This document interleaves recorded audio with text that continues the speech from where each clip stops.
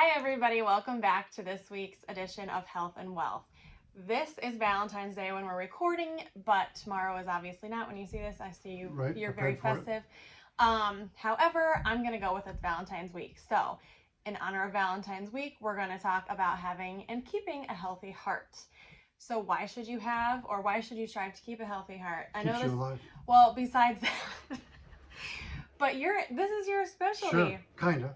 He's gonna butt in. I know he's gonna No, butt I in. will not. So yeah. So why keep a healthy heart? Well, I'm glad you asked. One, it reduces your feelings of depression, which I didn't realize, but it does. So two, it helps you maintain your cholesterol and blood pressure. So if you have dangerous levels of your cholesterol and blood pressure, that can lead to clogged arteries, which can lead to heart attack and stroke. Which #1 killer in the United States. that's right. Behind, Yes, it is. behind wolves. No. And cancer. Heart disease and cancer flip back and forth between being number one, just like Jeff Bezos and Bill Gates. nope, Tesla, Elon. They flip back and forth between being the richest men in the world. Back to your heart though. And third, it lowers your risk of developing dementia, which my grandmother had dementia, and I can tell you for a fact, I remember the doctors telling us she had hardening of her arteries, and so your blood, your heart not pumping your blood up to your brain narrows the arteries, which is why dementia forms. Did you know that? I did not know that. Okay. I would imagine though, if you didn't have the proper pressure, like things would tend to like settle and basically well, harden. harden. Yeah. And fourth, this is one that I did not realize. It helps protect your hearing. Really? Yeah, because if your blood's pumping strong, your vessels are good. But if your heart's not pumping strong, it's not protecting the vessels that impact your hearing. Well, you got tiny little capillaries, which are those tiny hair-like. And what happens is when you have the clotting and bad pressure, those tend to collapse, and that's where you get the spider veins. And so you would have those obviously in the hearing as well. Yeah, makes sense. Okay, so there's why you should keep a healthy heart, some things to protect. Here's how to keep a healthy heart. 1, follow a healthy diet. Fruits, vegetables, healthy fats. Limit your alcohol intake and lower your sugar intake. 2, exercise regularly. It's recommended that you get 150 minutes of exercise per week. So that breaks down to 22 minutes a day. So that doesn't seem that much. No, it doesn't. It's 22 minutes a day. And it doesn't have to be all at once, right? No, I mean, I would think doing 20 minutes would be pretty easy. That's walking, that's whatever you want it to be. It doesn't have to be something vigorous. Right. But I would definitely, if you don't work out, I would recommend that you start out slow. Don't go hard at the gym your first day back after 5 years. Don't do that. Go hard or go home. No. We're trying to prevent heart attacks. Okay. Okay, and third, maintain a healthy weight.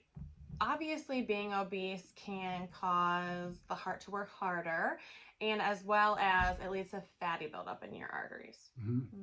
Not good. Yep. And fourth, I feel like, I can't believe I have to say this, but avoid smoking. I don't really feel like I need to go into that anymore. No doctor recommends smoking. Who even smoking. smokes anymore? Well, I'm sure a lot of people do smoke, and it's probably addictive. I mean, tobacco is a very addictive thing. It's so right? expensive. I know, it's not good for you. Okay, don't smoke. All right, on to you. So keeping into that theme of heart, you had asked me before we got on this podcast, what are you talking about? And I said, I have no idea. And you said, well, let's make it something related to the heart. So the heart of investing would be diversification. And there's an old saying in the investment world that there's no such thing as a free lunch, except diversification is as close as you can get to a free lunch. And what it means by that is diversifying my assets doesn't cost me anything. It doesn't cost me anything more to be diversified than it does be to concentrate it into a singular investment. And there are levels of diversification. If you are a stock investor, somebody would say you need somewhere around 18 to 25 different stocks to be diversified.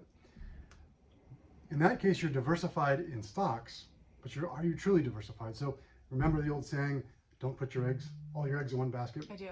So we can take our eggs and we can split it up into 100 different baskets, but if all those baskets are riding on the same wagon, it's going over the same bumpy road, we're going to have problems with those eggs, right? That makes sense. So think about that with your investments. The old portfolio used to be, you were diversified if you had stocks and bonds. And if I was in retirement years they would give you a portfolio that was 60% stocks and 40% bonds.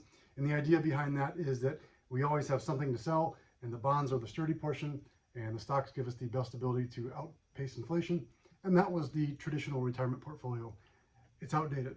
And the reason why it's outdated, this is a perfect example of what's going on right now to tell you why that is outdated. Because what we're seeing in the market since January, stocks have declined and bonds have declined. The reason why, they're facing the exact same headwind, and that headwind is interest rates.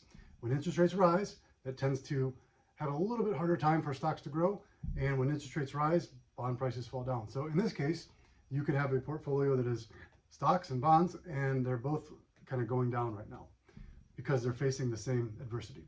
And so the modern portfolio, in my opinion, should own a minimum of 5 different asset classes.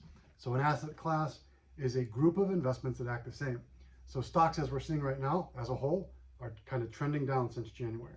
That doesn't mean they're going down forever. They'll eventually catch their ground and rebound back up. But stocks as an asset class behave the same. When the economy is very, very strong, stocks do well. And when the economy is going through a recession, stocks tend to lose value. So think about that. Group of investments that act the same. So we're thinking stocks are an asset class. Fixed income or bonds are an asset class. Precious metals, commodities, real estate, cash. And so in a modern portfolio, I like to have asset classes that are not necessarily correlated to each other. So just because I have stocks in the account that are rising or falling doesn't mean my gold is doing the same thing. And to me, that is true diversification. Mm-hmm. I have the ability to be in 5 to 6 different asset classes, and we build our models, especially our risk-based models, to have a certain portion of each of those, because by doing that, we are able to kind of achieve a level of volatility that is acceptable for somebody who's conservative or moderate or aggressive. So think about diversification in terms of that. We want to diversify the number of things that we own, but we also want to diversify the type of things that we own, and doing so requires zero cost to doing that. I don't know why I did zero for the okay, but it's okay to diversify, and I recommend that you should diversify. All right, easy enough. We'll see you next time, and happy Valentine's Day. Although he's not dressed for it.